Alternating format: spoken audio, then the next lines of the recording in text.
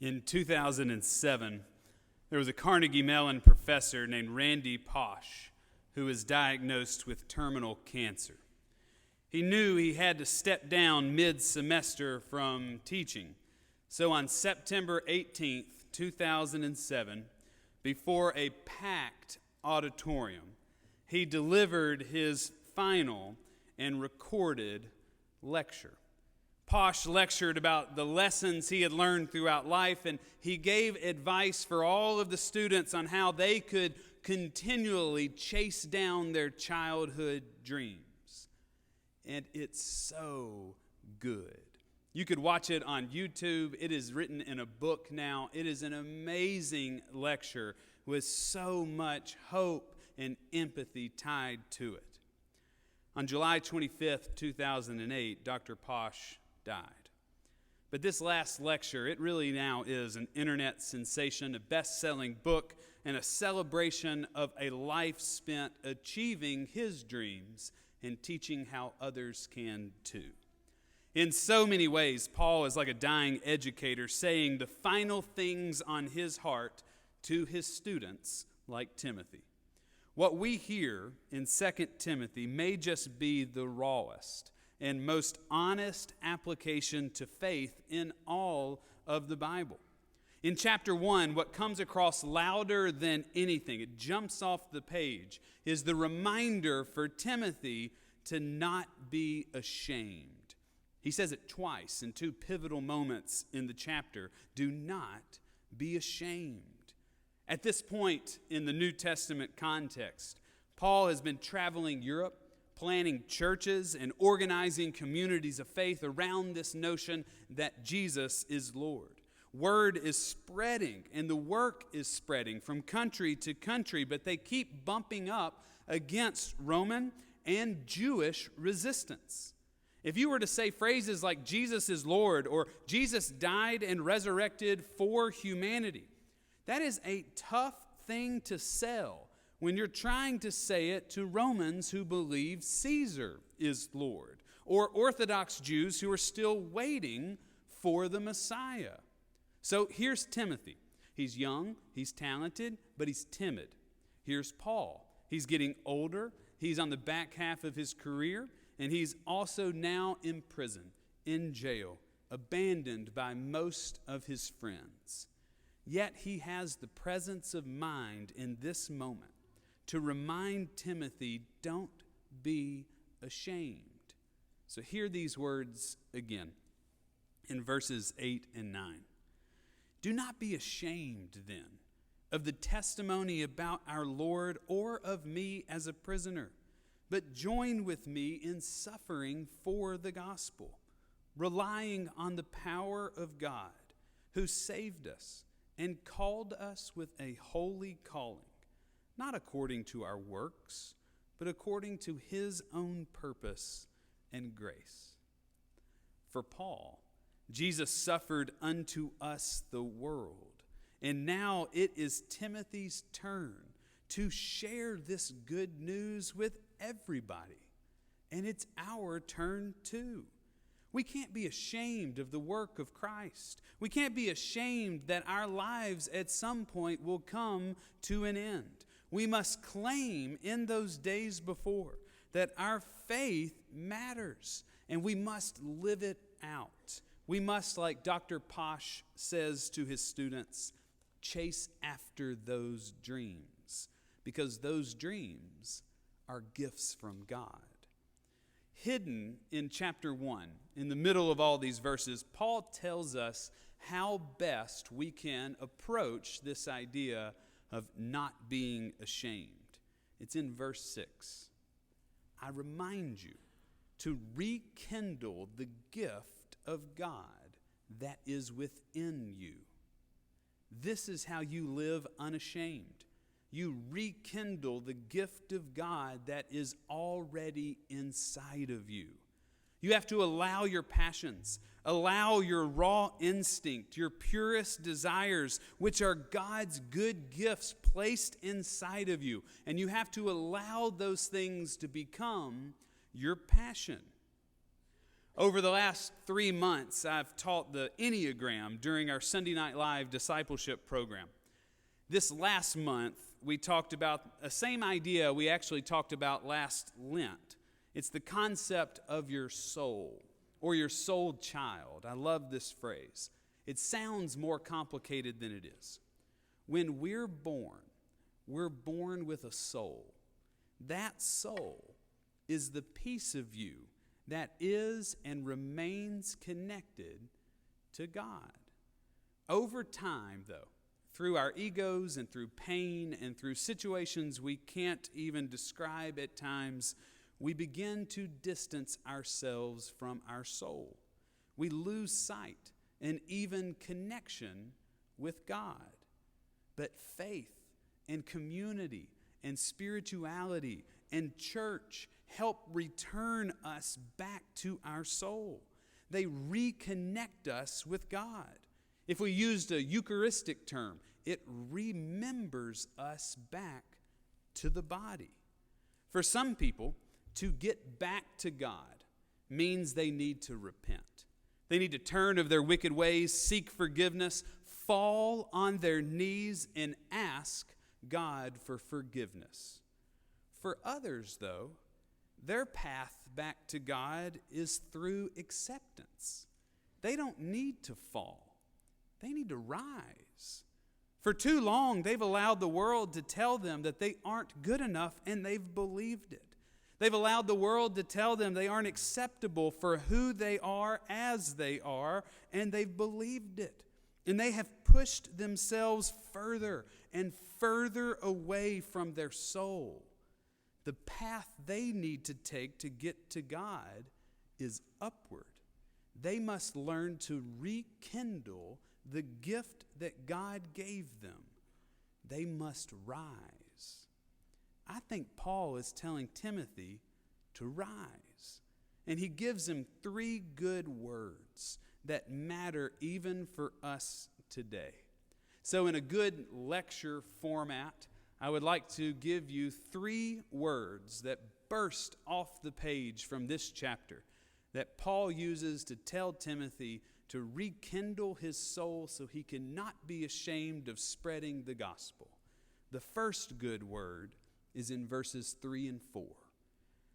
I am grateful to God, whom I worship with a clear conscience as my ancestors did. When I remember you constantly in my prayers night and day, recalling your tears, I long to see you, that I may be filled with joy. Word 1, gratitude. Paul gives thanks to God for the gift of Timothy and the gift of Timothy's family. The gift of his friendship, the ability to ordain him to gospel ministry. What I find amazing is that in the midst of Paul's own struggles, he is facing imminent death. He wasn't struggling with anger or resentment or strife. He was focused on gratitude. Since my family moved to Waynesboro, I have conducted nearly 40 funerals. That seems like a lot. While preparing for one of them about 3 years ago, I came across a daily email that I get from the Henry Nouwen Society. Highly recommend this if you read morning devotions. That particular day's reading was on gratitude. It struck such a chord with me. I've printed it out. I've kept it for years. I go back to it almost every funeral. This is what Henry Nouwen said about gratitude. My advice to you for dealing with the pain of life is to walk with gratitude.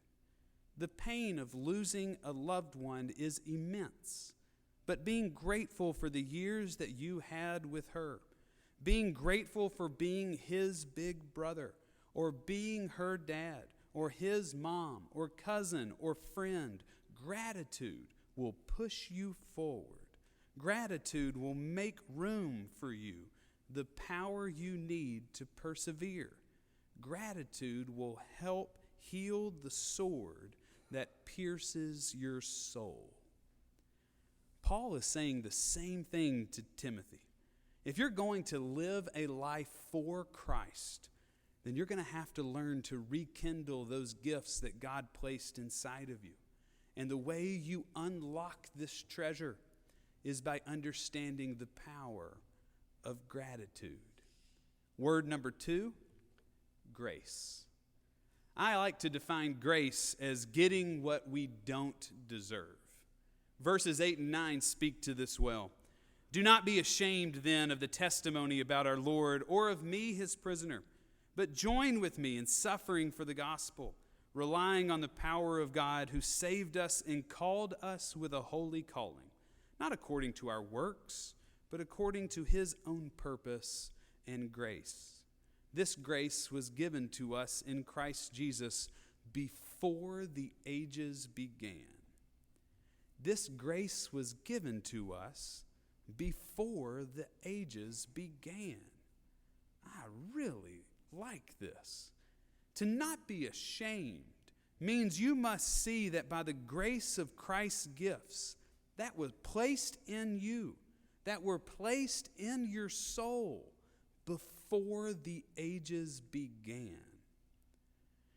There's a story of an author, Chris Wyman, who died of terminal cancer. At 39 years old, he found out he had terminal cancer. He was newly married and newly published. And now he was facing a life that will not be.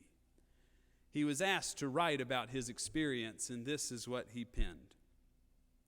One morning, I wrote, we found ourselves going to church. We found ourselves. That's exactly what it felt like, that we found ourselves. So that we cast aside the Sunday paper and we started moving towards the door, my wife and me, and we barely even said a word to one another, but we knew we needed to do it. It was as if once we landed inside the church, we were to discover exactly where and exactly who we were meant to be. And lo and behold, when we went to church, we found grace. When we got home, we started taking long walks, talking to God over lunch hour. We experienced deep sadness on those walks, but we also found that God grieves too, and even God's grieving is a form of grace. In the face of death, what Wyman found was no trite or obvious glories, but rather the quiet scrapings of grace. Going to church, taking long walks with your wife in nature, it assured them that there is a presence that lies beyond the wall of death, and that is grace. Paul is saying the same thing to Timothy and to us. If we want to rise, then we have to learn to do things in our lives that stir up grace. Go on walks, pray more, give more, pay attention more. Create a discipline that allows your soul to reconnect to God, because you're going to need it on the long road ahead. Word number 3, guard. Guard the good treasure. Verses 13 and 14. Hold to the standard of sound teaching that you have heard from me. In the faith and love that are in Christ Jesus, guard the good treasure entrusted to you with the help of the Holy Spirit living in us. On March 12th, 2016, our very own Meredith Furr passed away. She went from this life to the next. If you didn't know Meredith or don't know the family, Meredith passed away at 10 years of age.